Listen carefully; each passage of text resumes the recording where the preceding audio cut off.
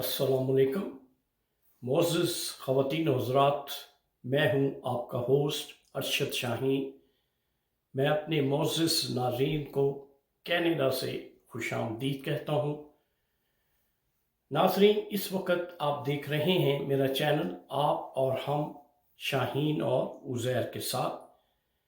आज की वीडियो देखने से पहले आप ये बात ज़हन में रखिएगा कि नाज़रीन, मैं जब भी कोई वीडियो बनाता हूँ अपने मोअज़्ज़ज़ नाज़रीन की फरमाइश पे बनाता हूँ। जब मेरे जो देखने वाले हैं जब वो मुझे एप्रिशिएट करते हैं तो फिर मेरा हौसला भी बढ़ता है और मैं कोशिश करता हूँ वक्तन फ़वक्तन जो है वो अपने नाज़रीन के लिए कोई ना कोई वीडियो बना के अपलोड करूँ। तो नाज़रीन, बग़ैर कोई वक्त ज़ाया किए आज की वीडियो का मैं बाकायदा आगाज़ करता हूँ, लेकिन एक हल्की सी आपसे रिक्वेस्ट है कि मेरे चैनल को सब्सक्राइब ज़रूर कीजिएगा। Thank you. तो नाज़रीन, हमारी जो मौजूदा हुकूमत है उसमें एक साहब जो हैं जिनका नाम है शबर ज़ैदी, वो CBR central board of revenue एक फेडरल इदारा है जो कि पूरे मुल्क में रेवेन्यू कलेक्ट करता है, उसके चेयरमैन रह चुके हैं। उनकी आज एक गुफ्तगू में सुन रहा था, एक लाइव शो में वो मदऊ किए हुए थे और वो पाकिस्तान की जो इकोनॉमी है उसके बारे में चंद चीदा चीदा बातें वो बता रहे थे और वो बातें मुझे अपील की और मैंने ये मुनासिब समझा कि मैं अपने नाज़रीन तक भी वो बातें ज़रूर पहुंचाऊं। तो नाज़रीन, वो बातें क्या हैं, आइए उनसे मैं पर्दा उठाता हूं और आप तक वो बातें पहुंचाता हूं। नाज़रीन, जो शबर ज़ैदी उन्होंने ये बात कही कि पाकिस्तान की जो मुआशी हालत है इस वक्त वो इतनी अच्छी नहीं है।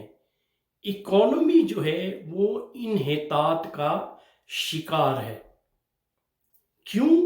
कि वो समझते हैं एक तो पाकिस्तान में टैक्स कलेक्शन का जो सिस्टम है वो ठीक नहीं है, दूसरा जिस तरह से अवाम को टैक्स पे करना चाहिए उस तरह से पब्लिक पार्टिसिपेट नहीं करती और टैक्स जो है उस तरह से पे नहीं किया जाता।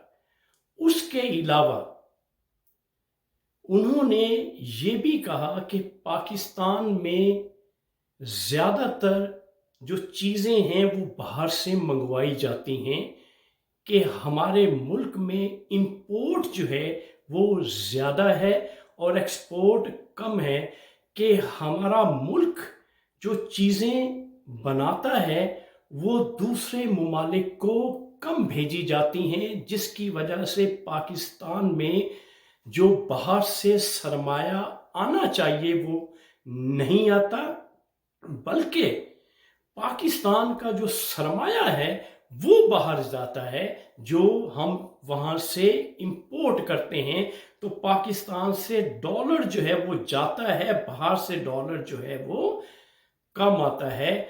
और ये भी उन्होंने फरमाया कि ये साल जो है 2022 ये मुश्किलात के बावजूद ये साल निकल जाएगा, लेकिन उसने ये बात कही कि 2023 का जो साल है वो इंतहाई मुश्किल है और जिस किस्म की इकोनॉमी पाकिस्तान में चल रही है 2023 में कुछ भी पाकिस्तान में हो सकता है।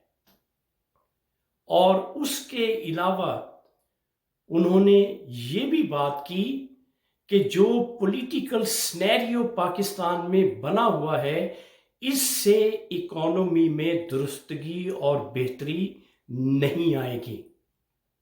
اس لیے ضروری ہے کہ آج کے جو حالات ہیں وہ آنے والے خطرات کا پیش خیمہ ہیں، اس لیے ان سے نبٹنے کے لیے، ان سے نبرد آزما ہونے کے لیے یہ ضروری ہے کہ پاکستان میں کوئی ایسی حکومت 5 سال کے لیے بنا دی جائے جو پولیٹیکل جو فگرز ہیں، جو ہمارے پولیٹیکل اصحاب ہیں، ان سے مبرہ ہو۔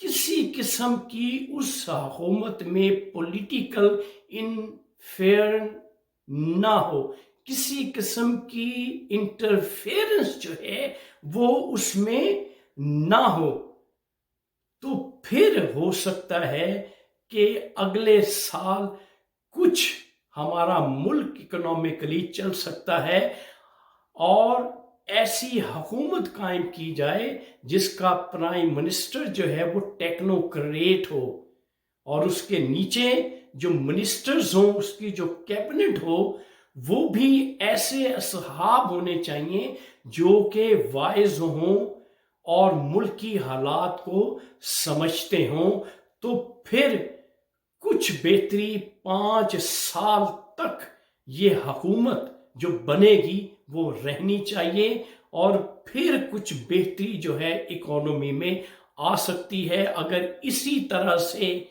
جس طرح سے پاکستان چل رہا ہے اور پولیٹیکل سینیریو بنا ہوا ہے، اس سے پاکستان کی جو اکنامک بدحالی ہے وہ دگرگوں تو ہو سکتی ہے، انحطاط کا شکار تو ہو سکتی ہے، لیکن اس میں بہتری اور سدھار نہیں آ سکتا۔